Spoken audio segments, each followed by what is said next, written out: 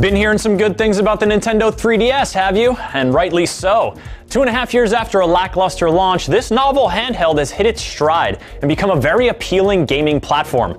And why is that, you ask? Well, my friend, it's all about the games. When you go Nintendo, you expect to see some familiar faces. Sometimes it baffles me that Mario continues to be a cherished video game mascot over 30 years after his debut, but then I play games like Super Mario 3D Land, Mario and Luigi Dream Team, and Mario Kart 7, and I wonder why I ever doubted that plucky plumber.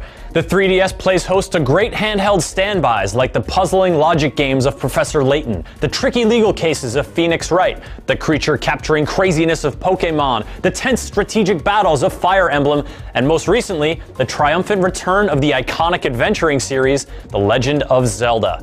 Franchises you might not expect to thrive on a handheld also do well on the 3DS, such as Street Fighter and Resident Evil. And it's not just games whose names you might recognize. Retail games like Zero Escape, Virtue's Last Reward, and downloadable titles like Pushmo are a blast to play and can't be found on consoles. Plus, any Nintendo DS game will play on a 3DS, so that's like a metric crap ton of games right there, though only 3DS games can take advantage of the 3D effect. The top screen of the 3DS displays games in 3D, with no goober movie theater sunglasses required. When it's cool, it's really cool. And when it's not, you can just turn it off with a little 3D slider.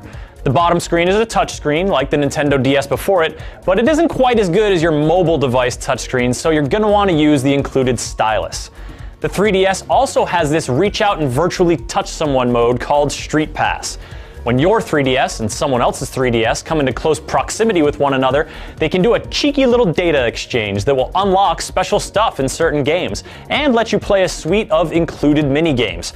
It sounds kind of silly until you see an entire office of grown-ups pestering each other on a daily basis for virtual puzzle pieces. Then it's still kinda silly, but oddly fun. The big question when it comes to buying a 3DS, however, is do you choose the original 3DS model or the newer, bigger, slightly more expensive 3DS XL? There's also the slab-like, oversimplified, no 3D having 2DS, which is fine for like little kids, maybe. Really? It's all about the XL. The screens are much bigger and the contours of the system are smoother, making it easier to see and more comfortable to hold.